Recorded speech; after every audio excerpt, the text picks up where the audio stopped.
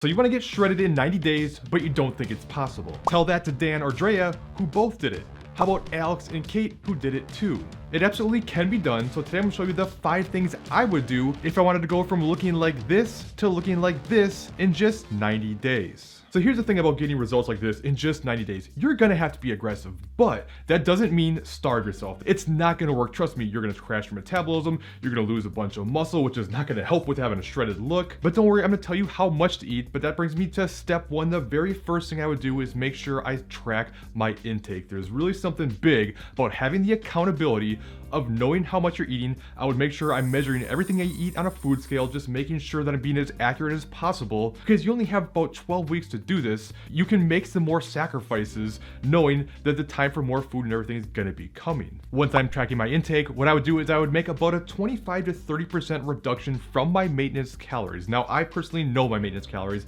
is usually around about 2,900 calories when I'm starting to cut, usually at about 185 pounds or so. Me personally, I'd rather have a bit more food, do more activity, so I would choose a 25% deficit, which for me, a 25% deficit from 2,900 calories would be about 2,175 calories. Now, if you don't know your maintenance calories, there's a couple things you can do. You can use the ProPhysique macro calculator, which I'll put a link in the description. It will take things like your TDE and figure things out for you. Now, keep in mind, it's not really super specific to you, your genetics, your diet history, things like that, but it can at least give you a rough starting point. Or what I would more recommend is take a week first, just kind of keep eating the same way you've been eating, especially if you've been roughly maintaining your weight. Just track it, see what it looks like. Now you know that's kind of roughly your maintenance calories if you take an average for that entire week. Now, to set up my macros, what I would normally do on a cut is just take a calorie target, a protein target, interchange my carbs and fats however I want. Research pretty much consistently shows whether you prefer more carbs or fats is irrelevant. However, when I'm being more aggressive like this and have a shorter timeline,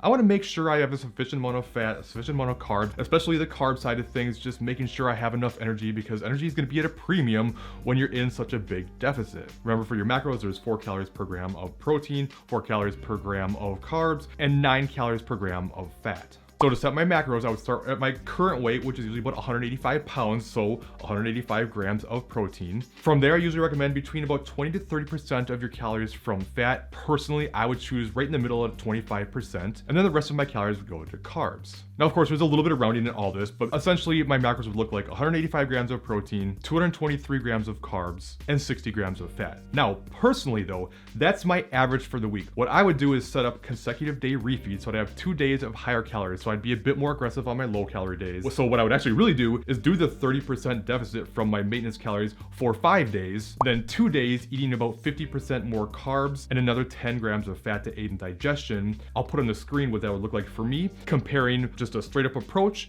or a refeed approach. The second thing I do is make sure I have a hard deadline, some sort of event I'm actually working towards. There's a saying I've always loved that says, action requires urgency, results require patience. If you just say, well, I just want to get shredded in 9 days, but you have no real reason to get there, it's just not the same as trying to get ready for a wedding or a vacation or a photo shoot. Or there's the next ProPhysique challenge coming up. It starts on September 8th.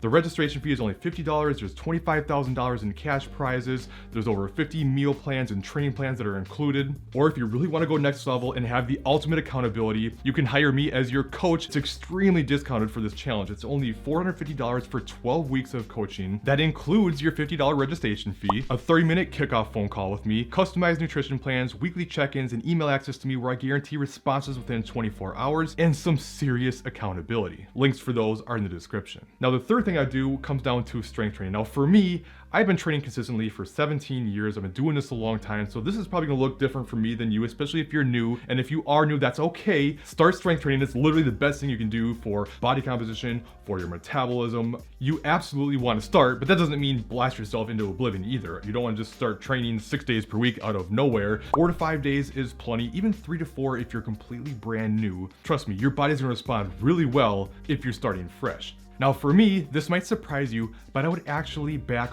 off my training volume some. Building muscle is a lot more difficult than maintaining muscle. You can maintain your muscle on less volume than it takes to build muscle. And trust me, when you're in a calorie deficit, especially a bigger calorie deficit, and you're doing a lot more activity in general, you're not gonna have as much carbs. Like, energy levels are gonna be at a premium. So while I would typically train 4 to 5 days per week, and usually about 8 exercises per day, 3 to 4 sets for each exercise. But for this cut, I would do 4 days max, 2 upper, 2 lower, probably about 6 exercises per day, and I only do 3 sets per exercise. So again, this is going to give me more energy and also more time to do other things like doing more walking, which brings me to the fourth thing I would do.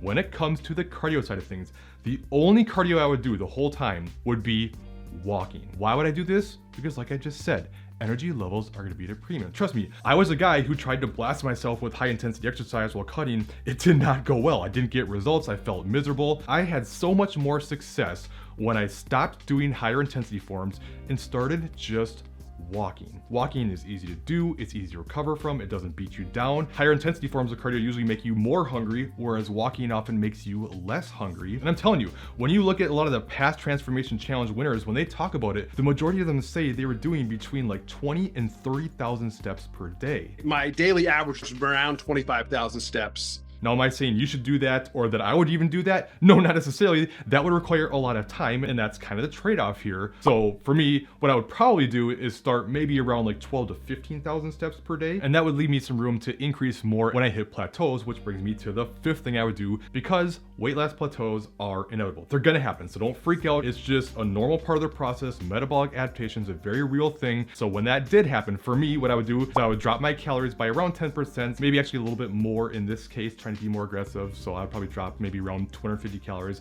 I'd add another 3 to 4,000 to my daily steps and just make that next push from there. And for what it's worth, at the very end, if I would want to look my absolute best on a very specific day, I would actually carb load for 3 days prior to fill up my muscle glycogen and everything, because I know what it's like to be in a deficit for a long time. Your muscles get flat and almost looks like you've lost muscle because they're just not holding glycogen and water because you've been on such low carbs. Take a few days to fill them back up again. You're gonna fill back out. You're gonna look leaner, look more muscular, and have your best look on that day. Now, I do have one other thing that's really important to talk about, so make sure you don't click off quite yet. Obviously, your starting position matters here. If you're obese, you're not gonna get shredded in 90 days, and that's okay. You're still going to make big improvements. You can still drastically improve your health. It's still gonna be worth it. You also have to make sure you're metabolically healthy to take this on. You cannot start a challenge like this with an extreme crash dieting history. You've been yo-yo dieting your whole life, your metabolism is trashed, and expect these things to work. Your maintenance calories are already suppressed. You're not gonna make a 25 to 30% deficit from already extremely low calories. So if that's you, make sure you go through what's called a reverse diet. You bring your calories back up,